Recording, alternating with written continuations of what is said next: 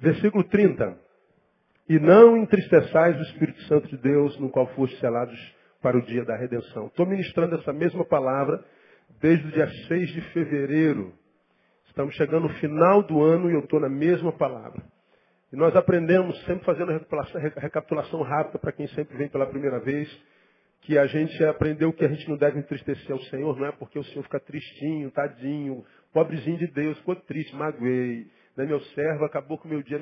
Não há nada que eu possa fazer que diminua a Deus e que estrague o dia de Deus. Quando Paulo diz não entristeça o Espírito Santo de Deus, não está falando por causa de Deus, está falando por causa de nós. Lembra que ele está escrevendo para uma igreja. Uma igreja é composta, entendemos nós, por filhos de Deus. E os filhos de Deus amam ao seu Pai. Amém ou não? Quantos amam a Deus aqui de verdade? Diga, eu te amo, Jesus. É verdade isso? Amém ou não? Pois bem, não entristeça a Ele. Porque não há como uma pessoa ser feliz se aquele a quem você ama está infeliz. Não tem jeito. Se você ama teu filho está mal, você pode estar com $1 bilhão no banco, você está infeliz. Se você ama tua esposa de verdade, tua esposa está doente, tua esposa está morrendo, você pode ser o cara mais amado do mundo, mas quem tu ama está mal, você é infeliz. Não tem como ser realizado se a gente está entristecendo a quem a gente ama. Quando Paulo diz não entristeça o Espírito Santo de Deus, ele está dizendo é para que você continue a viver uma vida que vale a pena. Não é porque Deus fica magoadinho, não é isso. É por causa de mim, Neil, deixa de ser burro, cara. Você não está tentando ser feliz, não está correndo atrás, não está se virando, acordando cedo, dormindo tarde. Você não está tentando transformar a tua vida numa vida que vale a pena. Estou, cara, mas está difícil. Talvez seja porque você está vivendo uma vida desconsiderando a espiritualidade. Está ignorando as coisas do Espírito, está secundarizando o reino. E a Bíblia diz, mas buscai sobretudo, em primeiro lugar, buscai primeiro o reino. Então não entristeça ao Senhor. Você está fazendo tudo certinho, ralando, mas você está secundarizando a vida espiritual. Você está achando que é um pedaço de carne envolto num monte de ossos, um em cima do outro. Você não é só isso. Então tente pelo espiritual, não entristeça o Espírito Santo de Deus, que é para que a tua vida se torne uma vida que vale a pena. Você já tem uma esposa bacana, um marido bacana, você tem os teus sonhos, tem teu carro, tua casinha, você ainda não é feliz, não é verdade? É verdade, pois é. Não tem como ser feliz se você está entristecendo o Espírito Santo de Deus. É isso que ele está falando. Aí nós aprendemos como é que a gente entristece o coração de Deus. Diferente de como a maioria dos crentes ensinam, a gente aprende nas igrejas que a gente entristece a Deus quando a gente prega sem gravata, quando a gente usa brinco, quando a gente bota batom. A gente entristece a Deus porque foi à praia. Entristecer a Deus é sempre em torno de indumentária, de falso moralismo, essa besteirada toda aí, que não muda nada. Aí nós aprendemos no versículo 17 que o que entristece a Deus é mente fútil. Vaidade na mente. A palavra é mente fútil. Deus deu bilhões e bilhões de neurônios, uma capacidade de criação maravilhosa, uma capacidade de conspirar a favor do bem, de abençoar. E a gente não usa os neurônios que tem para nada edificante. Não estamos envolvidos com projetos grandes nenhum. Nós somos inúteis, nós somos parasitas gospel. A gente não está envolvido em nada grande. Nós temos uma capacidade linda, mas e aí, o que adianta? Se a gente vive em torno do umbigo. Aí Deus olha para nós e diz assim, cara, você recebeu de mim imagem e semelhança e você não usa nada para abençoar ninguém. Entristece a Deus. O que entristece a Deus? É ignorância. Entenebrecidos no entendimento, separados da vida de Deus pela ignorância. E a ignorância aí não é aquela ignorância que foi a impossibilidade de conhecer. Foi a preguiça de conhecer. Nós poderíamos ser melhores. Nós poderíamos conhecer mais. Nós poderíamos hoje estar muito melhor do que estamos. Mas não estamos porque preguiça de estudar, de buscar, de conhecer, de evoluir. E a Bíblia diz lá em Oséias, o meu povo está sendo destruído porque ele falta conhecimento. Não é falta de unção, falta de poder, de graça, não é conhecimento. E aí quando eu posso ser mestre e continuo discípulo, entristeça a Deus. A Bíblia fala clara, né? Paulo, Hebreus, né? Pelo tempo que vocês têm, já eram para ser mestres, mas ainda necessitais que eu vos dê leite por alimento, porque comida sólida não podeis suportar. Isso entristece a Deus. Então, como eu falei já que hoje, amanhã eu preciso ser melhor do que hoje. Dá um jeitinho para que isso aconteça. O que é mais que entristece a Deus? Dureza de coração. Está no mesmo versículo. a incapacidade de quebrantamento, de abençoar, de perdoar, de liberar perdão, de não se transformar na imagem e semelhança do perverso, do algoz. Falamos sobre isso. E por último, o que entristece a Deus é a insensibilidade, versículo 19. A palavra aqui traduzida insensibilidade é cessar o senso da dor. É se tornar uma pessoa fria, frígida, insensível. É a única vez que essa palavra aparece na Bíblia. Então ele fala que eu entristeço a Deus quando eu passo por esse processo de desconstrução humana. Eu tenho mente, não uso, me torno ignorante. Ora, se eu me tornei ignorante, o que acontece? Meu coração não quebranta, porque a fé vem pelo ouvir, conhecer essa palavra. Então, eu tenho cérebro no uso, me torno ignorante, ignorância endurece meu coração, deixo de ser gente, me torno uma pedra, insensível. Então ele diz, quando você é ser humano, mas perde a humanidade, acabou, Deus só tem relacionamento com seres humanos. Esquece, se vira, meu irmão. É isso que ele está falando. Aí nós aprendemos, cara, pastor, eu acho que eu passei por esse negócio aí, caramba, o que eu faço? Eu estou meio gelado, não sinto mais dor de ninguém, eu não comovo mais nada. Eu virei um monstro, passei pelo processo de coisificação, depois de monstrificação. O que eu faço? Como é que a gente recupera a imagem? Constante autoexame. Autoexame, está lá no versículo 20 e 21, olhar para dentro. Em vez de a gente ficar olhando para a vida do outro, vamos olhar para dentro. Vamos virar o seu olhinho, botar para dentro assim, vamos olhar para a gente. Não é? Autoexame, vamos nos autoexaminar. A gente sabe tudo sobre a vida de todo mundo, que roupa que ele veio, se está de sapato novo, se cortou o cabelo, a gente sabe tudo, mas a gente não olha para dentro. Autoexame, falei sobre isso detidamente. Segundo, sair da inércia. Eu me autoexaminei, detectei meus erros, não adianta, já sei onde está meu erro. Agora você sai da inércia. Você tem que trabalhar para que você vença isso. Nós falamos. Como é que a gente sai da inércia? Na mente fútil, como é que a gente sai da inércia? Na ignorância, como é que a gente sai da inércia? Na dureza de coração, e como é que a gente sai da inércia da insensibilidade? Falei isso assim, ó, bem mastigadinho, não precisava nem mastigar, era só engolir direto. Segundo, como é que a gente evolui, pastor? Esvaziando-nos de nós mesmos. Falei como é que a gente se esvazia de nós mesmos. Terceiro, como é que a gente faz? A gente se reveste do novo homem.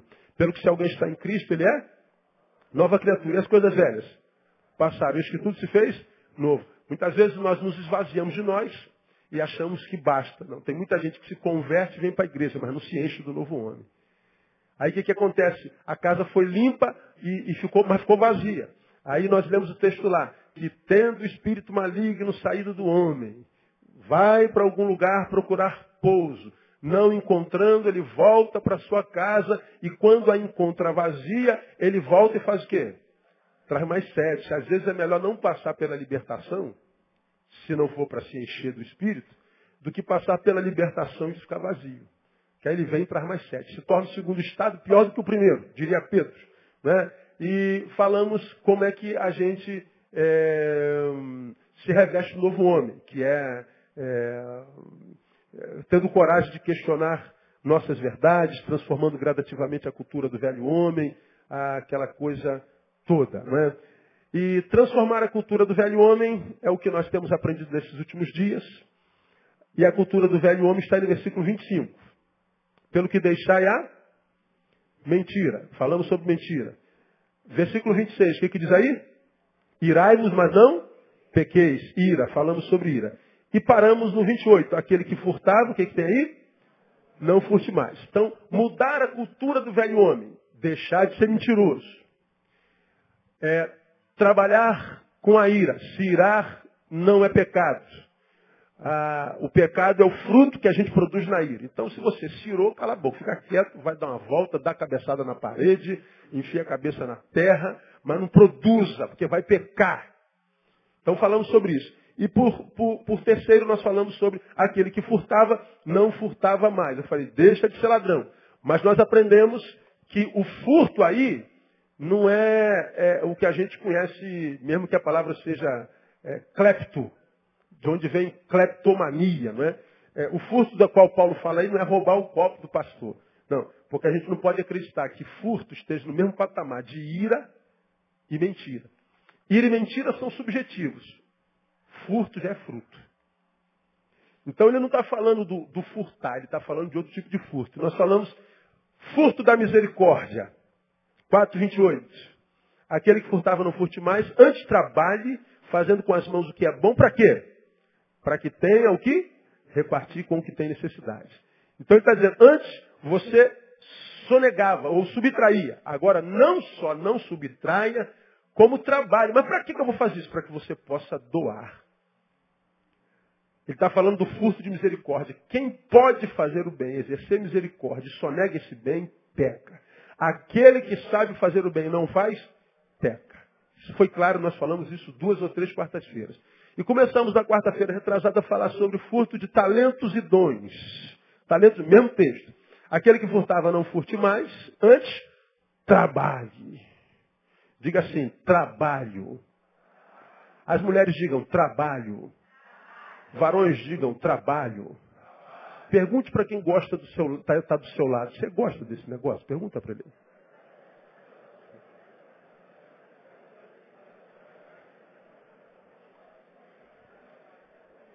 Tem gente que não gosta, não tem? Tem alguém que não gosta aqui? Não, hoje não veio ninguém. Hoje só tem... Foi igual domingo passado. Domingo passado eu preguei sobre fofoca. Perguntei se tem algum fofoqueiro aqui, não veio nenhum. Hoje é a mesma coisa.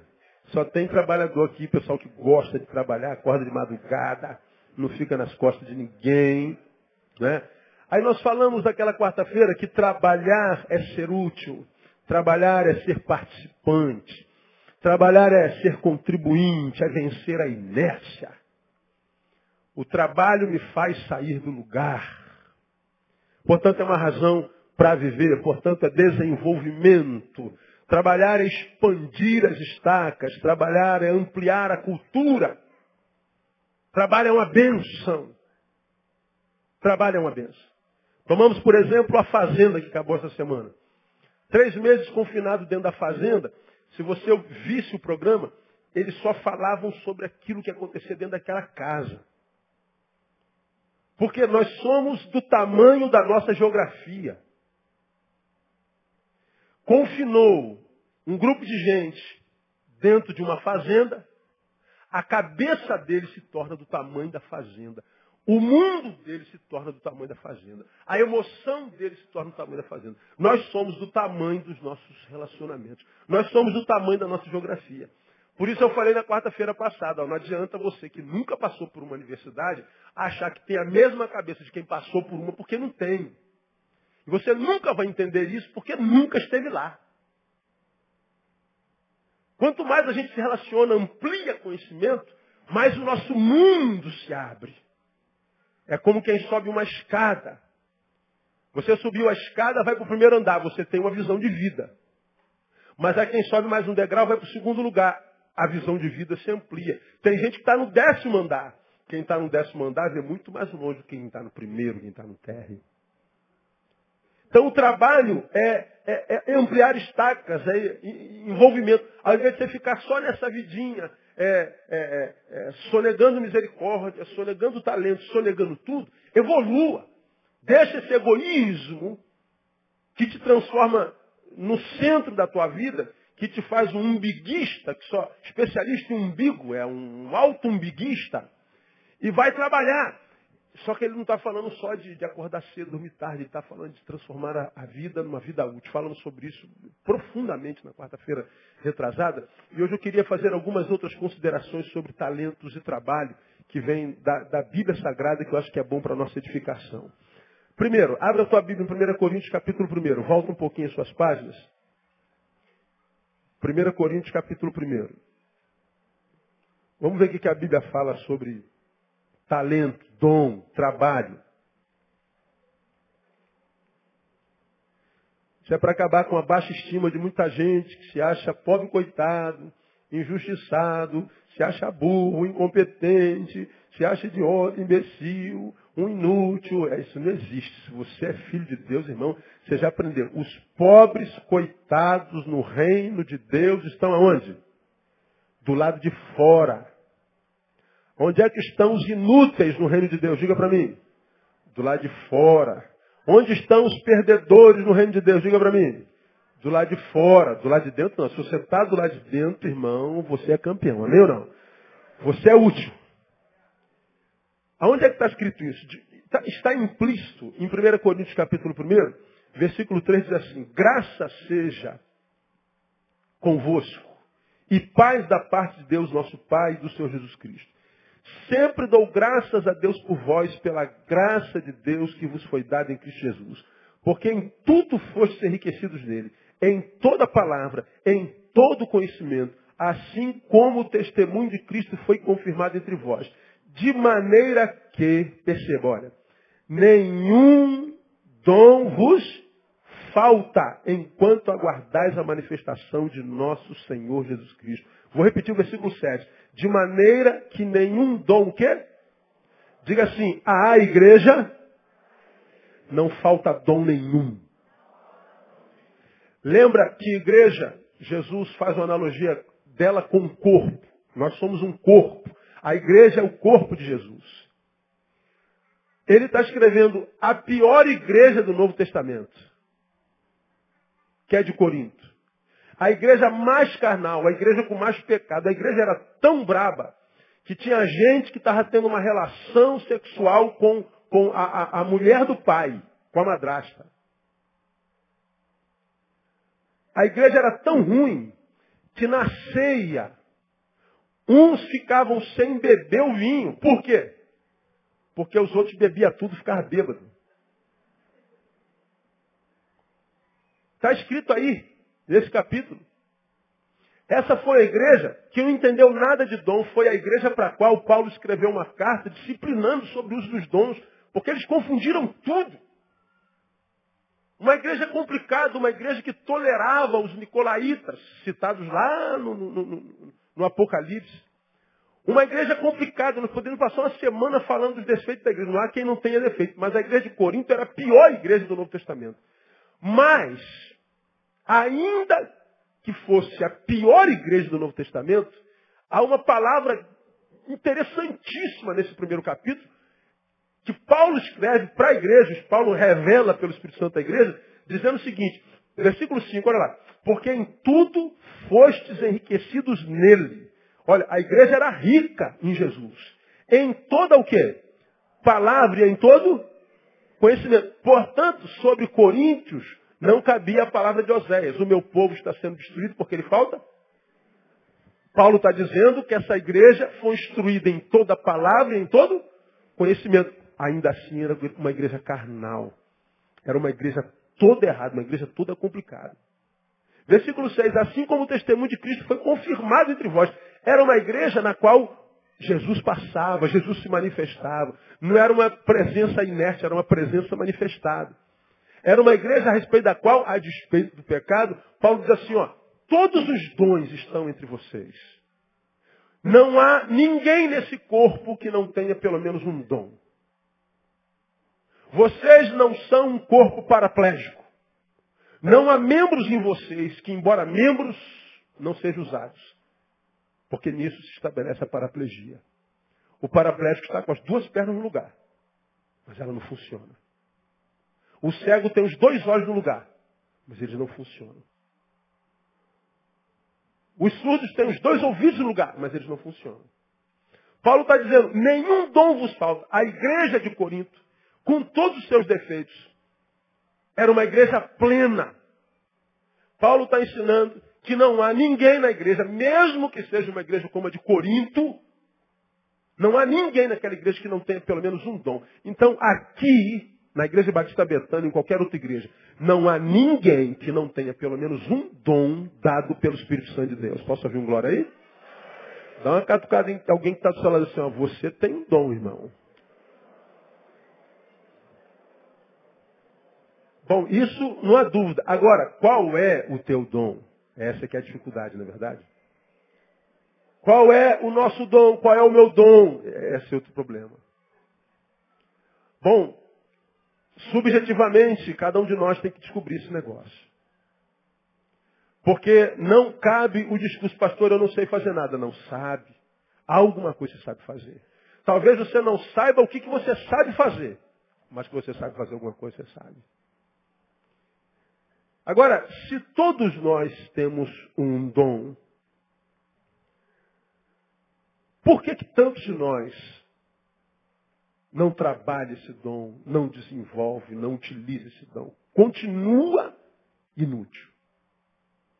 A gente imagina que é porque não tem dom. Não. É porque o dom não foi despertado. Paulo escreve a Timóteo, diz, rogo-vos que despertes o dom que há em ti, que te foi dado como? Pela imposição das mãos do presbitério. Rogo-te que desperte. O dom está lá ou não? Ele só está o quê? Sonolento, tem que botar um despertador lá para ele. Despertes o dom que há em ti. Paulo está dizendo a Timóteo a mesma coisa. Timóteo, você sabe fazer alguma coisa. Não sabe ainda que sabe fazer, mas que sabe. O dom precisa ser despertado. O dom está lá. Nós somos um corpo. A igreja é o corpo de Jesus. E não há nada nesse corpo, no meu caso e no teu, que esteja no corpo sem função. Não há nada. Muitas vezes das minhas elucubrações, das minhas voações, das minhas noias, eu ficava olhando para o corpo, estudando a palavra. Será que tudo no corpo tem função mesmo? Aí eu ficava procurando no corpo alguma coisa que não tinha função. Eu falei, sobrancelha não tem função nenhuma. Para que isso está igual? Arranca esse negócio daí, não vai fazer falta nenhuma. Não faz. Aí teve um doido que fez isso. Aí pega um diazão de calor, o sol escorre. Pega no zóio. Suor no olho. O que acontece? Deus pensou na sobrancelha, além de dar emprego para a mulher que faz a tua sobrancelha, ainda nos protege do sal que cai no olho. Para que serve a unha? Para pintar, a menininha falou. Dá emprego também. Dá emprego. Quantos anos ela tem? 3 aninhos. Para pintar, pastor. É verdade. Sabedoria infantil. Não é? Tudo tem função. Tudo está no corpo, tem função. Você está no corpo de Jesus, amém ou não? Então tu tem uma função, filhão. Os inúteis estão fora do corpo. Eles podem estar no corpo, mas não são o corpo. Como eu preguei alguns domingos atrás, essa aliança só está no meu corpo há 23 anos. Eu tenho 45, portanto, mais da metade da minha vida, essa aliança está no meu corpo. Mas até hoje não se transformou em corpo. Pretendo carregar até o dia da minha morte, 100 e poucos aninhos. Mas eu posso lhe afirmar, até lá ela não terá se transformado no meu corpo. Agora, se é corpo, tem função. Agora, por que muitos de nós não desenvolvem o dom? 3 razões simples. Primeiro, acomodação. Onde é que começa a acomodação? Na visão religiosa que nós temos da espiritualidade. A religião é uma desgraça. A espiritualidade é o que nós somos, é uma necessidade. A religião não, a religião é invenção nossa. Religião só serve para separar os homens. Religião só serve para imprimir guerra. Só isso. 96% das guerras do mundo são por causa de religião. Então, se provoca tanta dor, não pode ser ideia de Deus. No nosso caso, por exemplo, eu sou batista. Jesus não, graças a Deus. Deus me livre se Jesus fosse batista. Você pode estar aqui me visitando e assembleiano, mas Deus me livre e guarde se fosse da Assembleia. Você imagina um negócio desse? Você imagina se Jesus fosse da Igreja Mundial do Poder de Deus? Não dava. Eles são de lá, mas Jesus não. Jesus não cabe dentro dessa caixinha que a gente inventou.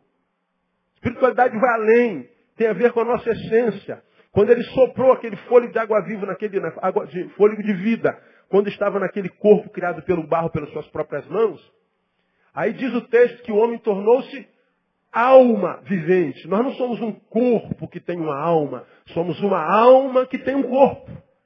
Alma é o que nós somos, corpo é o que nós temos. A maioria de nós gasta muito mais tempo com o que se tem do que o que se é. Corpo nós temos, a gente gasta tanto tempo com o corpo que não tem tempo para a alma. Não tem tempo para o espírito. A gente gasta tanto tempo com o que a gente tem, que é corpo, que não tem tempo para o que a gente é.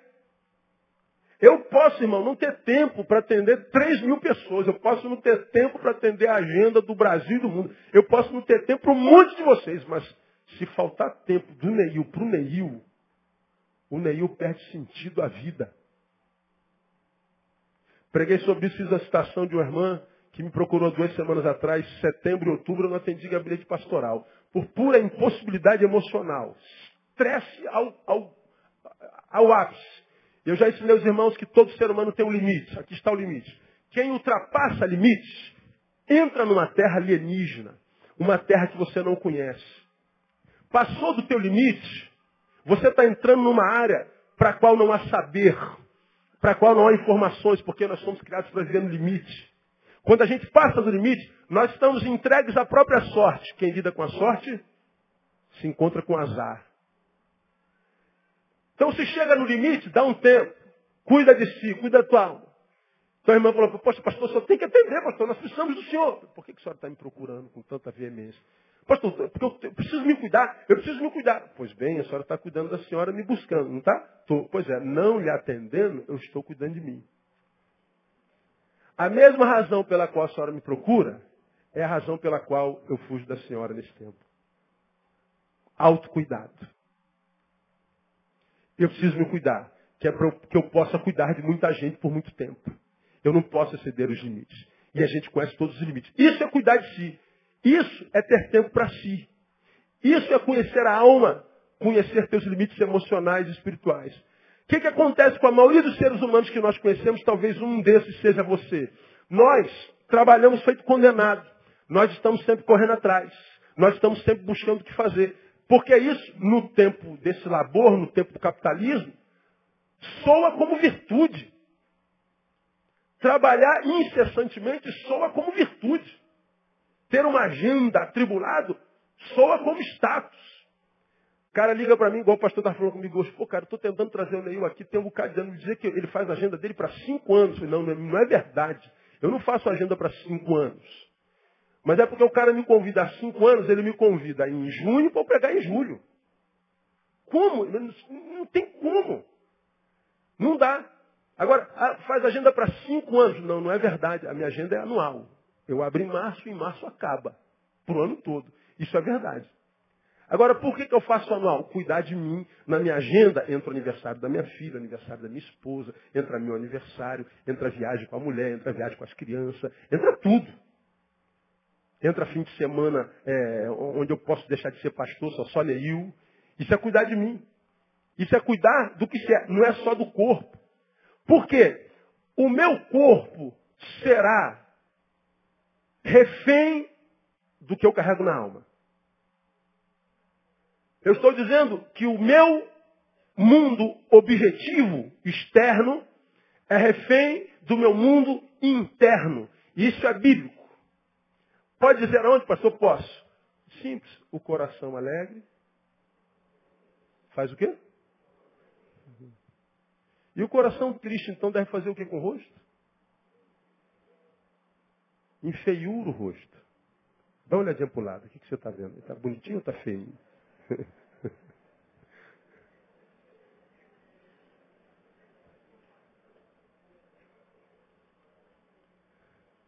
A gente não pode julgar pelo rosto porque tem os que são feios mesmo. Né? E o feio é o mais bonito que ele pode ser. Então o coração... E segue com um coração bom. Imagina quando ele está com o coração ruim, né? Mas como os feios não vieram hoje, também não tem problema. Né? O texto simplesmente está dizendo o seguinte, Neil, o que você quer ter do lado de fora terá a proporção do que você faz do lado de dentro.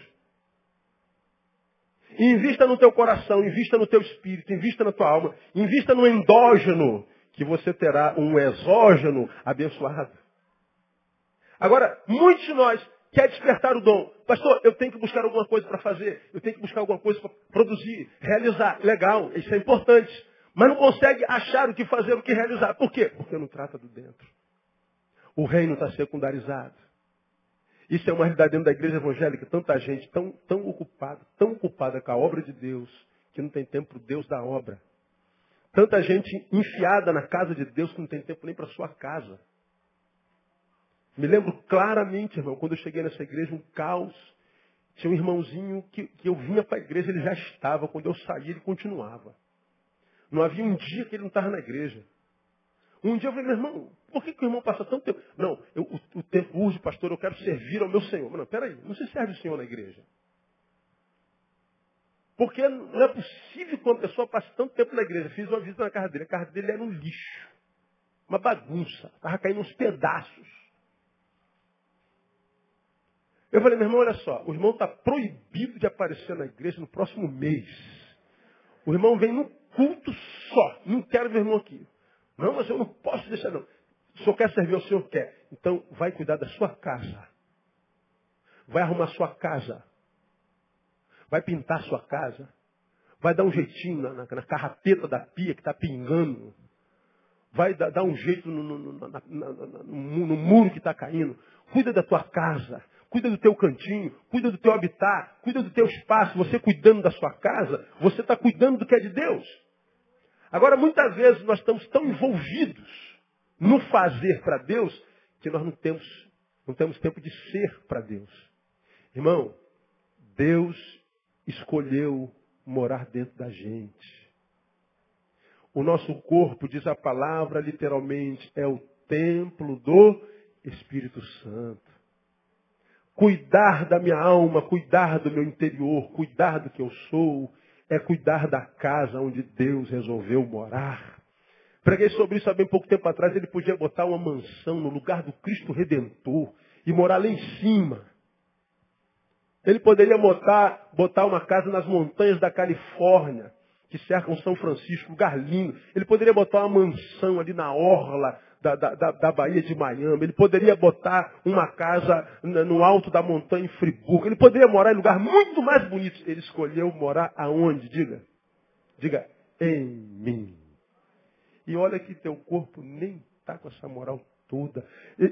Deus resolveu morar dentro de você. Agora, o que tem dentro da gente, irmão? Como está a casa da gente? Como é que está a nossa alma? Que tipo de sentimentos a gente carrega dentro da gente? Que tipo de motivações a gente carrega na cabeça? Que tipo de tratamento a gente dá para o espírito, para a alma? Temos cuidado de nós? Bom, a maioria de nós não. Essa acomodação com o que se é faz com que o dom não se desperte. Vivemos um tempo, e eu tenho sido repetitivo nisso que tenho pregado, em que nós ligamos a televisão, má informação. Abrimos o jornal, má informação. Abrimos a revista, má informação. Estamos no ônibus vendo má informação. Nós somos bombardeados por más notícias. Desgraça após desgraça. Crime, corrupção, maldade, perversidade. Virou moda agora matar no trânsito. São mais de 100 mortes por dia no Brasil por trânsito.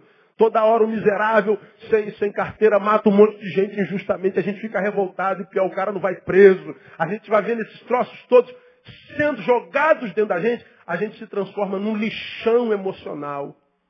Num depósito de entulhos emocionais não tratados. E a nossa vida vai ficando pesada, depressiva, insone, desesperançosa e não sabe nem porquê. Porque é tanta desgraça que vão jogando dentro da gente, que se a gente não fizer faxina, sessão de descarrego diário, não da Universal, mas na graça de Deus, de verdade, a gente vai adoecendo. A gente vai perdendo o brilho nos olhos, o sorriso nos lábios. O que acontece, irmãos? A obra do Espírito Santo vai se extinguindo como uma chama que vai se apagando. Muitos de nós não despertam o dom por causa da acomodação. Estamos vendo que nós estamos nos deformando enquanto seres humanos. Nossa vida hoje está pior do que ontem. Os sentimentos que antes eu dominava, agora me dominam. Os sonhos que antes tinha, agora não tenho mais. Não acredito mais neles.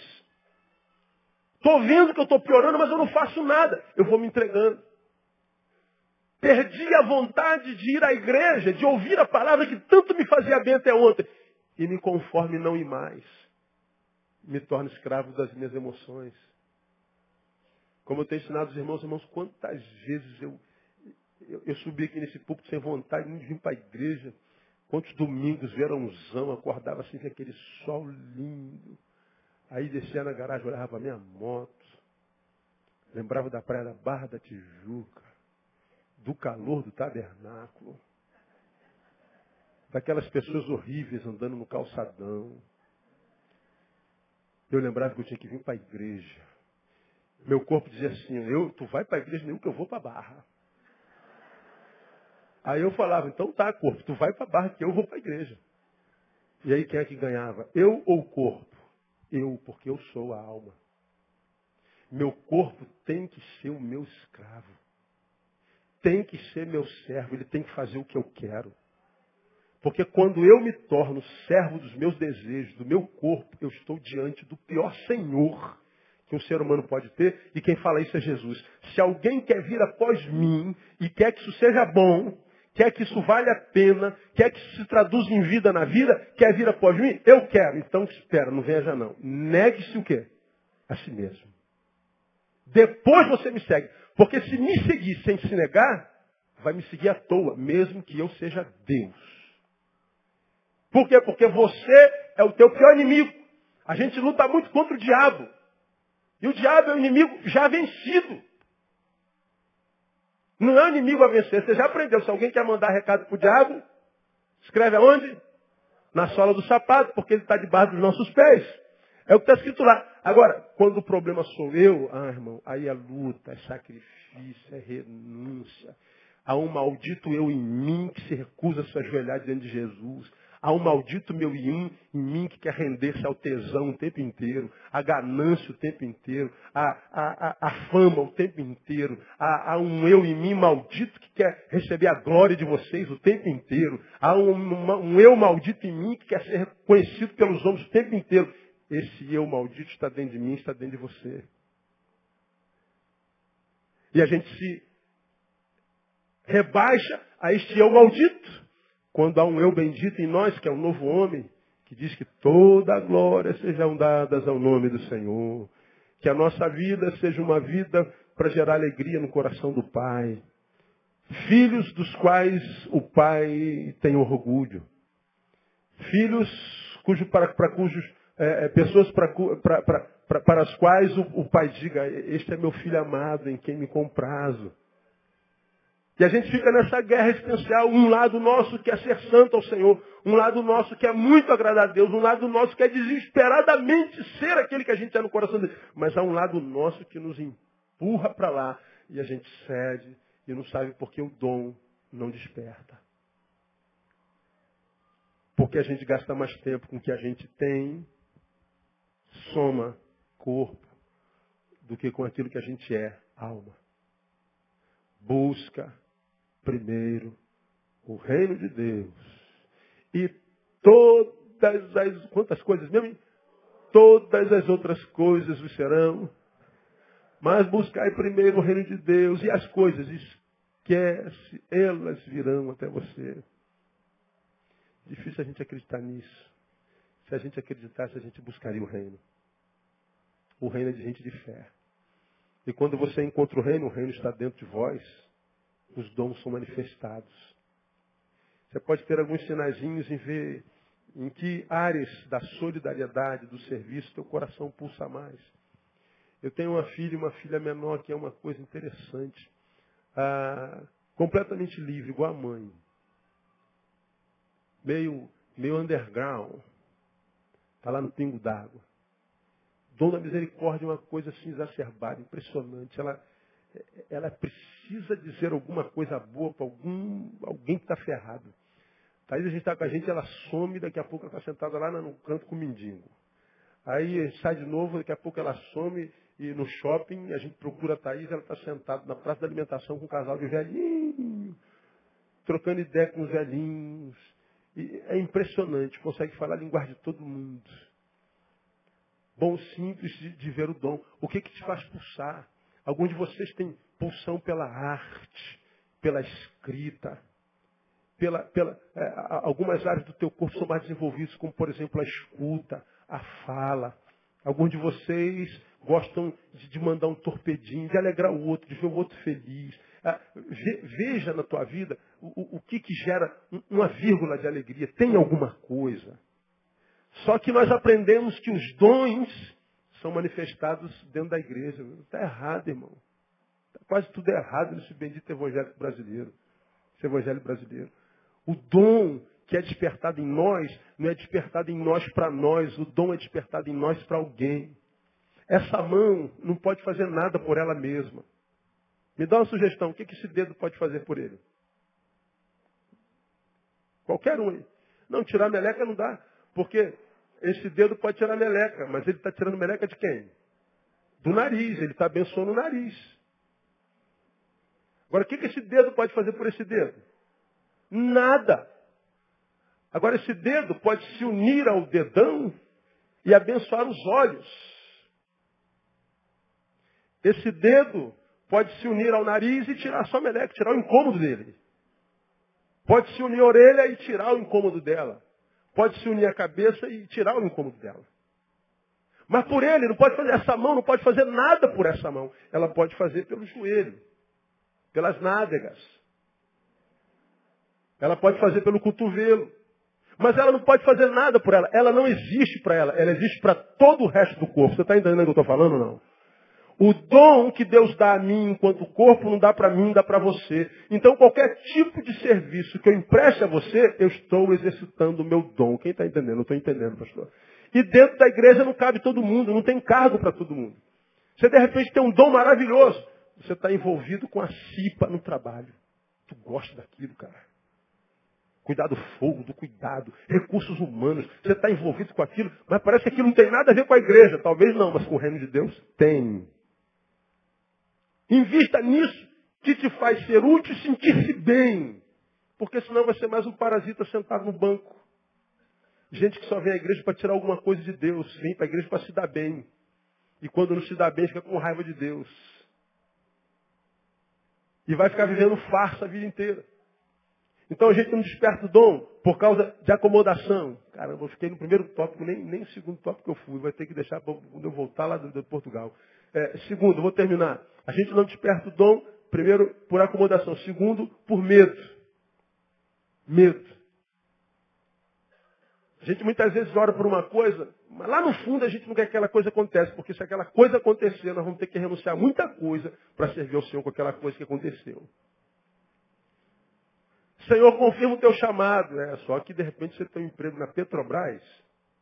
E Deus diz assim, eu vou confirmar meu chamado, mas tu vai ter que deixar a Petrobras e eu quero você ministrando lá no Piauí. Não, pera aí, Senhor, vamos conversar. Vamos, senta aí, vamos tomar um cafezinho. Né? Garota estava numa viagem missionária lá numa cidadezinha chamada Teixeira, 2.000 habitantes, Minas Gerais, interior de Minas Gerais. Aí acabou o trabalho missionário, eu era líder da equipe missionária. Eu me lembro, Gilberto era um membro da nossa igreja, um brincalhão. A gente estava indo embora, e ele era seminarista, ele botou a cabeça para lá de fora do ônibus. Disse assim, Deus, manda um obreiro para este lugar. Contando que não seja eu, pelo amor de Deus, que isso aqui é o fim do mundo. Eu falei, tu é um sem vergonha, né, cara? Pois é, porque muitas vezes nós pedimos para Deus desenvolver um dom e esse negócio não é fácil. Servir a Deus, irmão, não é brincadeira não.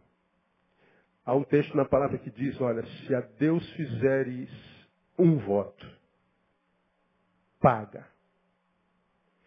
Porque é melhor não votares do que votares e não pagares. Por uma simples razão. Porque de Deus não se escarnece. Não se brinca com as coisas de Deus. Então, muitos de nós sabem que lidar com Deus é um negócio sério. Brinque com o diabo. O diabo é um tolo. Brinque com qualquer coisa. Brinque com os anjos. Brinque com os demônios. Mas não brinque com as coisas de Deus. Deus não toma por inocente o culpado. O mesmo Deus que é amor, diz a palavra, é fogo consumidor. A gente sabe disso. Aí o que acontece com a gente? A gente quer muito se santificar. A gente quer muito abraçarmos a identidade que nós temos no corpo. Mas alguns de nós sabem que abraçar a identidade do corpo e viver em santidade, nós vamos ter que abrir mão de muita coisa na carne.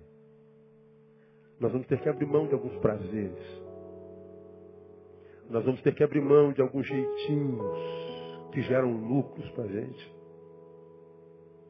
E a gente com medo deixa de ser quem é. Bom, quem não é o que é alguma coisa. Isso até na linguagem filosófica.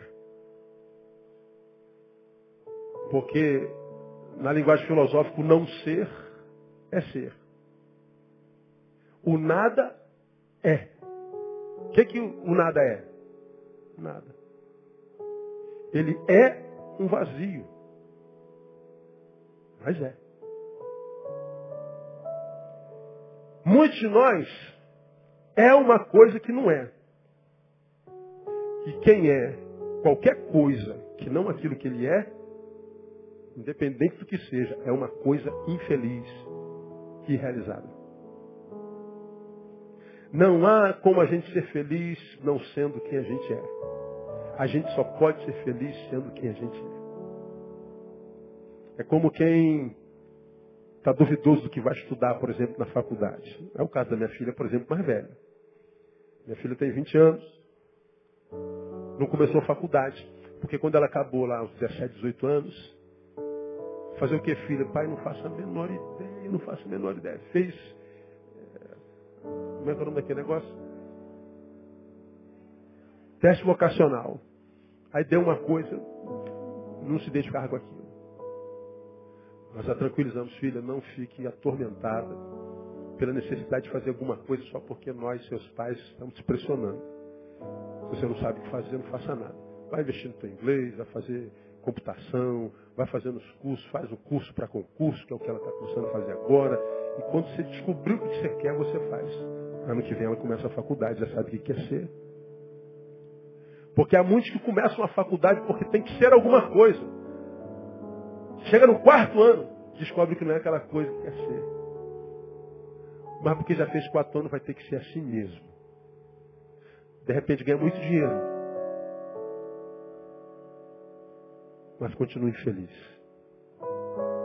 Há muitos de nós que é o que é profissionalmente falando, porque o pai quis que nós fôssemos. Então eu não sou o que eu sou o que meu pai quis que eu fosse. Ah, mas teu pai quer teu bem. Sim, eu sei que meu pai quer meu bem. Mas o bem que meu pai sonhou para mim foi o bem de alguém que ganha dinheiro. E a gente só quer preparar filho para ganhar dinheiro. A gente só prepara os outros para ganhar dinheiro. A gente só prepara os outros para ganhar. E nem sempre o feliz é quem ganha. O feliz é quem sabe perder. Nós temos que preparar as pessoas para as pessoas serem as pessoas que elas são. Porque a gente só vai ser feliz sendo o que a gente é. Quando Deus, diz o Salmo 139, se me não engano eu, pensou você, ele já tinha um plano para você. Porque Deus não está envolvido nesse negócio de cronos como a gente, passado, presente e futuro. Deus olha de cima, o passado está ali, o presente está aqui, o futuro está lá. Então o nascimento mostra no mesmo lugar para Deus, diante dos seus olhos, bobagem. Então não há nada que possa surpreender a Deus. Então Deus, quando criou você, Ele criou você já com script, já falei sobre isso aqui outrora. E quando você é o script de Deus, então você é feliz. Porque o texto do Salmo 139 diz assim: os teus olhos viram minha substância ainda informe. E no teu livro foram escritos os dias, sim, todos os dias que foram ordenados para mim, quando ainda não havia nenhum deles.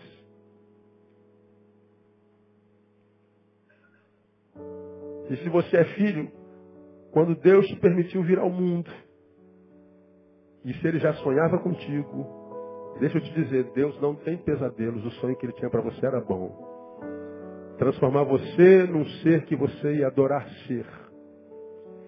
Ia gostar tanto de ser, que você se recusaria a ser qualquer outro ser, mesmo que o outro ser fosse muito mais rico, muito mais bonito, tivesse muito mais honra. Porque a gente só se torna feliz sendo o que a gente é. Nos tornando naquilo para o que a gente nasceu. Isso tem a ver com trabalho, isso tem a ver com dom. A minha oração, amada, é que você descubra seu dom. Mas lembra, tem que investir mais no que você é, alma. Tem que ser menos materialista. Tem que se preocupar um pouco menos com a imagem, com o que vão pensar de você. Tenha coragem de ser quem você é. E ser quem é não ser o que os outros querem que a gente seja. E não ser o que eles querem que a gente seja, o cara tem que ser macho. Tem que ser mais do que um homem de Deus, tem que ser um homem muitas vezes. Porque ser o que é só por causa de Deus é desagradar muitos homens. Agora, termino te dizendo, se para ser o que Deus quer que você seja, você tem que desagradar homens, desagrade os homens. Você vai ter o aplauso dos céus. E se os céus te aplaudirem, meu irmão, nenhum homem que você perdeu terá sido perda, terá sido livramento. E quando Deus te livra de gente que não acrescenta, Ele vai te enriquecer de gente que vai acrescentar demais. Não há solidão para quem é o que Deus quer que a gente seja. Então não tem medo. Sai daqui dizendo, eu vou ser quem eu sou. Eu vou ser feliz. Ainda há tempo. Pastor, estou com 70 anos. Os velhos sonharão. É a promessa da palavra. Os velhos terão sonhos. Então vai correr atrás dos teus sonhos. E que Deus te abençoe. Te guarde, te proteja, te capacite. Vai ser feliz no nome de Jesus. Porque quando Deus criou você, Ele só via felicidade na frente. Felicidade é um direito seu. Em Cristo Jesus. Não é um favor que a vida te faz. É um direito seu. Por quê? Porque você se transformou naquele que você é no coração de Deus. Investiu em si mesmo. Na alma. Buscou no Espírito. Aí você vai ver que não precisava nem ter tanto dinheiro como você imaginou. Que a tua infelicidade não era falta de grana. Teu problema não era a jararaca da tua sogra. Teu problema não era aquela porcaria daquele chefe. Teu problema é que você não era quem você é. Agora, se você é quem é, cara, os outros também podem ser quem eles são. E não vão ter tanta influência em você. Os outros exercem tanto poder sobre a gente, porque a gente não é quem a gente é, logo eles também não. Porque se eu fosse quem eu sou, tá enrolado demais, dá para entender, não dá? Minhas enrolações, não dá? Porque se eu fosse quem eu sou, você também estava livre para ser quem você é. Quem você é? O outro. Só isso. Então o que o outro quer que eu seja? Não interessa. Eu já sou quem eu sou. Então, irmão, quem tem entendimento, entenda. Quem tem ouvidos, ouça, porque o Espírito está falando na igreja. Amém, irmão? Deus abençoe você. Vamos orar, vamos embora para casa.